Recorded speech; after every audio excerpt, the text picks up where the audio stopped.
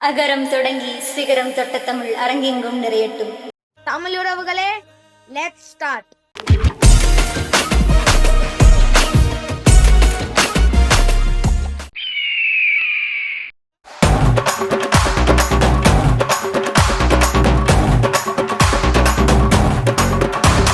நானும் கடைசி வரைக்கும் இந்த நூல்ல இந்த வறுமையின் புலவன் பேசுவான்னு பாக்குறேன்.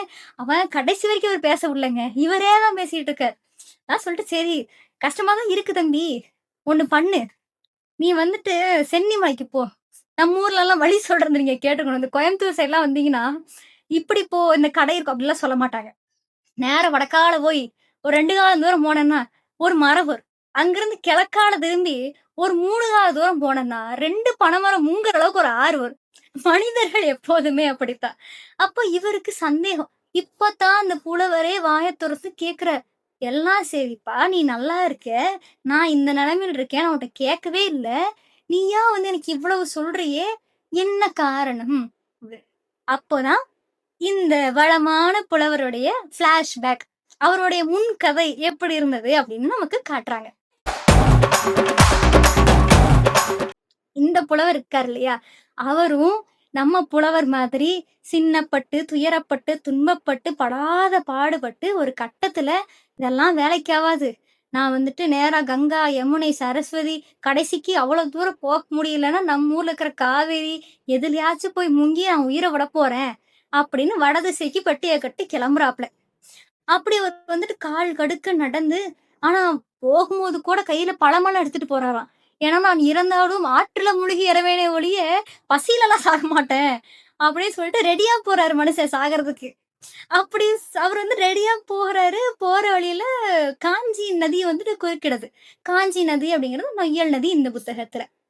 அந்த நொய்யல் நதி குறுக்கிடும் பொழுது அங்க வந்துட்டு ரொம்ப சந்தோஷமா ஒரு ஊர்வலம் போகுது.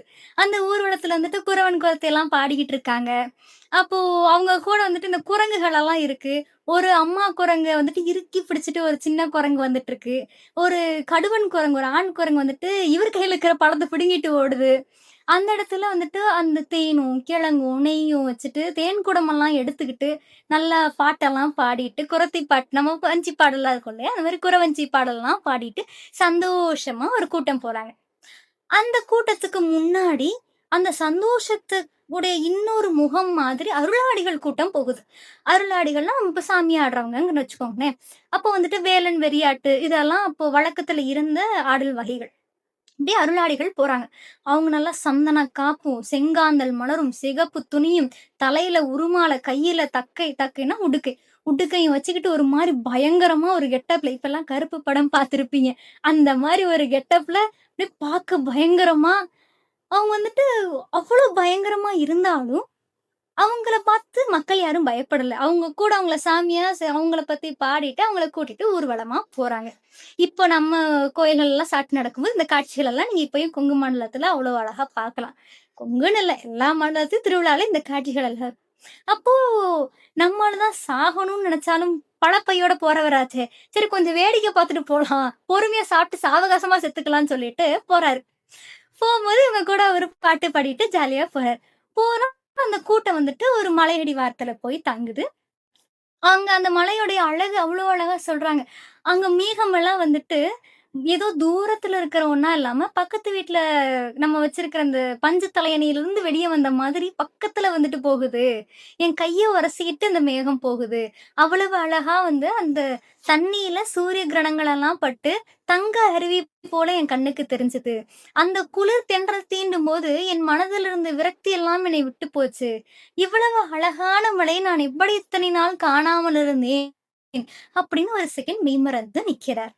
அப்படி நிக்கும்போது அந்த கூட்டத்துல ஒரு பெரியவர். அந்த பெரியவர் இவர கூப்ட்டு, இந்த மாதிரி "நீ வந்துட்டு ஒரு புலவன்னு எனக்கு தெரியுது. உன்னோட தேவையும் எனக்கு புரியுது. நீ நேரா சென்னி ஆண்டவன போய் அந்த முருகன பார்.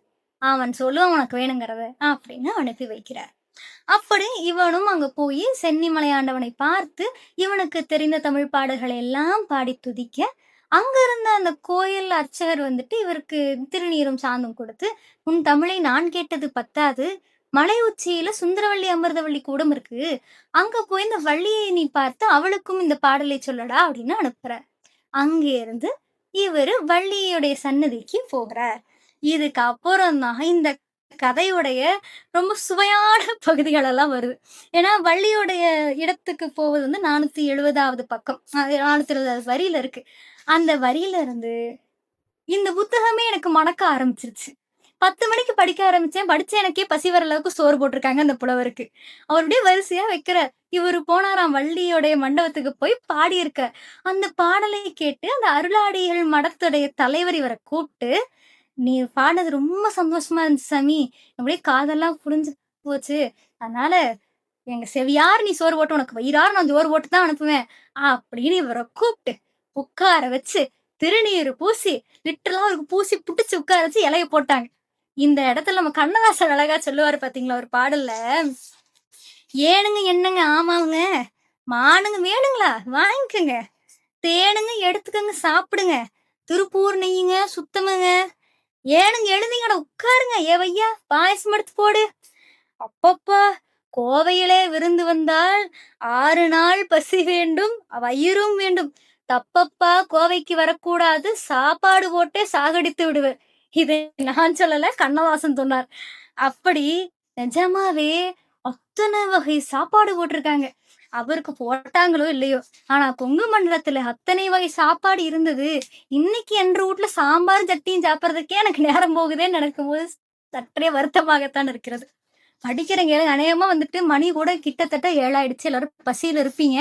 செவிக்கு விருந்து போல இதுவும் விருந்தா இருக்கும்ங்கிற நம்பிக்கையில், குமரி வாழை குருத்தினை விரித்து, நல்லா தலவாழை இல போட்டு, நீர் தெளித்து, நேர்முகம் இருந்து, ஐந்தமுதும் தேன் தினை மாவும் பஞ்சாமிர்தம், தெனமாவு இதெல்லாம் தேனு இதெல்லாம் வச்சு, மாம்பழம், கதலி, வறுக்கை, சுளை, மாப்பழ கதலினா வாழை, அப்புறம் வந்துட்டு வறுக்கைனா பழம். மாப்பழ, வாழை இதெல்லாம் வச்சு, அறுசுவை கறிகளும், அப்பள வகையும் 6 வகை கூட்டு, அது கூட பொரிச்ச அப்பளம், அன்னமும், பருப்பும், புது நெய்யும் ஊத்தி, சுண்டை வத்தல் சுவைமிக குழம்பும், நல்லா சுண்டக்கா குழம்பு ஊத்தி, நெல்லி சேர்த்து அரைத்த மோர் குழம்பு, நெல்லிக்காய் போட்ட மோர் குழம்பு, மிளகு, சீரகம், மிதமாய் தூதுளை சேர்த்து செய்த தெளிவுறு ரசம். சாம்பார் ஊத்தியாச்சு, குழம்பு ஊத்தியாச்சு, ரசம் வந்து மோருக்கு அடுத்து ரசம். ரசம் சாப்பிட்டுட்டு, கண்ணல்னா கரும்பு. கண்ணல், நெய், பால் கலந்துடன் சமைத்த சர்க்கரை பொங்கல். கடைசியா தித்திப்பா சர்க்கரை பொங்கல். தாளிச்ச மணஞ்சேர் புளி உலை வெந்த பொன்னிறை புழுக்கள். வெறுந்தண்ணிக்கு சோறு பொங்கறதுக்கே இங்க 3/4 மணி நேரம் ஆகுது. இவங்க புளித்தண்ணியில சோறு பொங்குன புழுங்கலரிசி சாதமும், நிறைந்த முளித்தயிரும், அது கூட அன்னமும், ஆப்பால் அடிசல்லாம் வச்சிருக்கிறாங்க. ஆப்பால் அடிசல் என்றால் தண்ணிக்கு பதிலா பாலிலே உலையிட்டு வைக்கப்பட்ட சாப்பாடாம். பால்ல சாப்பாடு சாப்பாட்டுல பால் ஊத்தி தான் நான் பார்த்துருக்கேன். பால்லயே சோறு சமைச்சு ரொம்ப பணக்காரங்களா இருந்தாங்களோ என்னவோ எனக்கு தெரியல. இவ்வளவு சமைத்திருக்கிறார்கள் அந்த அன்னையர்களுக்கெல்லாம் ஒரு கும்பிடு போட வேண்டும். ஆப்பால் அடிசலும், துவையலும் இவையெல்லாம் அன்புற படைத்து, இடையில "என்னப்பா ஏஞ்சு போற? சாப்பிடு சாப்பிடு" அப்படின்னு சொல்லுவாங்கல்ல. அப்படி இன்னுரையெல்லாம் சொல்லி, "உண்ணுமாறு என்னை ஊக்கினர் உணவை, வயிறும் வாயும் வாய்த்த பயன்கொள தேவர் அமுதினும் தீஞ்சுவை மிகுந்த இந்த உணவை உண்டேன்." எனக்கு வயிறும் வாயும் வாய்ச்சதுக்கு பயனே இன்னைக்கு தான்டா. பிறவி பயனே கிடைச்சிருச்சு. இனி என்ன வேணும்? அப்படின்னு வயிறு நிறைய சாப்பிட்டேன். இதெல்லாம் இவர் யார்ட்ட சொல்றாரு? அங்க ஒரு வாய் கஞ்சிக்கே வழி இல்லாம இருக்கிற அந்த புலவன்ட்ட சொல்லிட்டு இருக்கிறாரு. இதெல்லாம் சொல்லி அவனுக்கு பசிய கிளப்பி விட்டாச்சு. இதெல்லாம் சொல்லிட்டு நான் சாப்பிட்டுட்டு எந்திரிக்கிறேன். எந்திரிக்க முடியாம விழுறேன். விழுந்தது கூட சோறு போட்ட அந்த அன்னை கால்ல தான் விழுந்தேன். பரவால்ல.